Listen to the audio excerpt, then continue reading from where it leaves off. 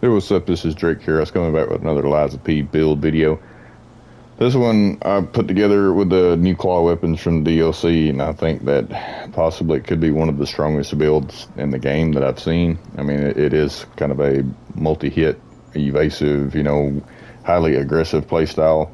But main thing it revolves around is just these new weapons, the Death Talons +5. You get it from what I would say the first main boss in the game, the girl, I don't remember her name, the one that has the puppet that she fights you with. Anyway, you get it from her boss Ergo, but it's the Death Talons. And what makes them really interesting is they come with a 40, I'm assuming a 40 crit rate. They got a 40% crit rate on them. I mean, they do good damage anyway, but there's very few weapons, and I mean, I've got every weapon in the game, and plus every weapon in the DLC. There is like only 2 or 3 weapons that have a crit rate at all in the game, and I think this one's probably got the highest crit rate of all of them. And what makes crit interesting is I've tested it. Of course, with the training dummy, it's kind of hard to test because for some reason you get a little bit different of a damage readout every time you do an attack, which is super frustrating. But yeah, base crit rate seems to be around 50%, but you can equip this assassin's amulet and it seems to add another 50% to that right around it. So when you got this equipped, you're getting 100% damage, you're getting double damage on all of your critical hits. I mean, if you're doing that 40% of the time, you're getting that 100% buff. You're getting a 40% damage buff for running these claws plus this one ring, which is super strong in the first place. But being that these are quick successive hit also, so Arm of God amulet works really well because it's 4 successive hits. I run Patience amulet 1+1, which you get from DLC, because you are doing a lot of successive hits and dodging, so you're very stamina hungry.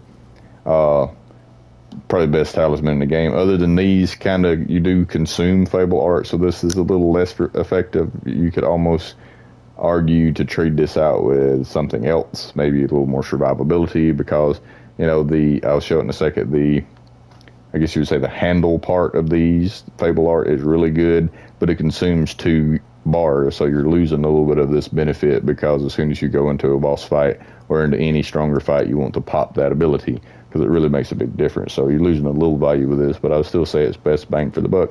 And then the last one, I usually just run whatever enemy type I'm against. There's an amulet for each one. It's just a flat 10% damage bonus. Really can't beat it. But that's it. I mean, the rest is just the best defensive parts you've got. And of course, I am like level 348.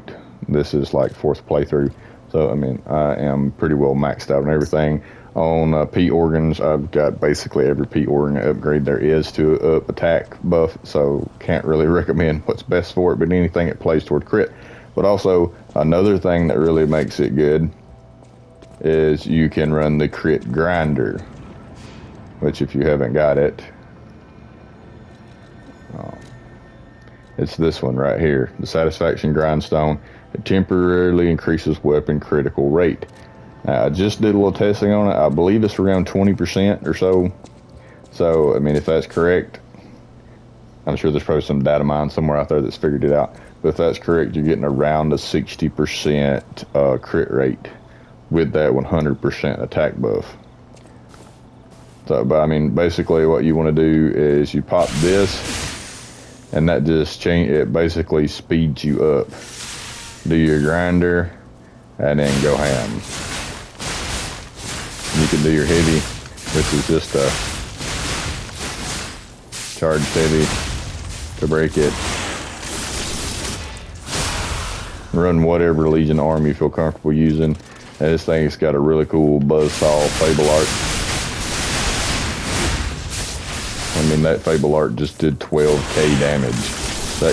I think that might be the highest single Fable Art use that I've seen on any weapon as far as damage output. That is crazy. But you see the handle buff is pretty short, so pretty consistently through the boss fight, you're going to be popping this.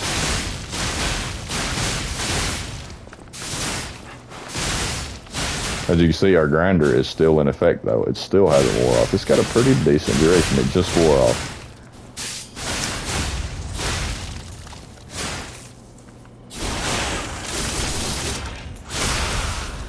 But yeah, that's basically it in a nutshell. It's just going around the fact that these weapons have a 40% crit rate, which is definitely the one of the best. I would say the best. I'm not gonna go through all the weapons, but I'd say it's probably the best crit rate in the game. And then they have a really good. Both of the Fable arts are really good and really strong on them, and they're also extremely mobile. So they allow you to be hyper aggressive with them. Yeah, I think these probably take the top weapon slot in the game. I mean, you probably wouldn't want to go against a dual wielding boss with dual wielding weapons because you're going to have the same move set.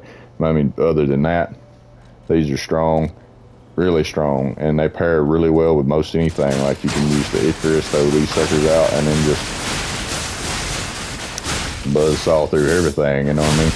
Just get more damage output. Or you can swap to the puppet string, get a good heavy, and if you didn't know, the puppet string counts as a charged heavy attack. So if the enemy's ready to break, it just automatically breaks them without you having to stand there. See, like now they're ready to break. Do this, charged heavy, instantly break. That's the reason I really like it, because it just, sometimes it's awkward when they break to sit here and charge this attack and then jump at them. And yeah, usually when they see you charging, they're just going to walk over and punch you in the face and interrupt you, you know what I mean? So puppet string really fills that opening need. So they pair really well with almost everything. But yeah, I just figured I'd make this build video on it because honestly, I think they're probably the best weapons in the game now for sure.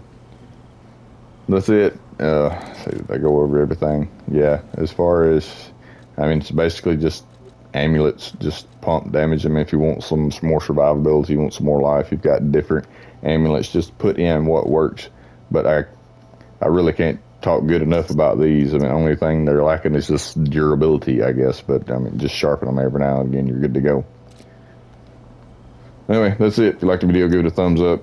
Click that sub button if you want to see more. It really would help me out to support the channel. As always, thanks for watching.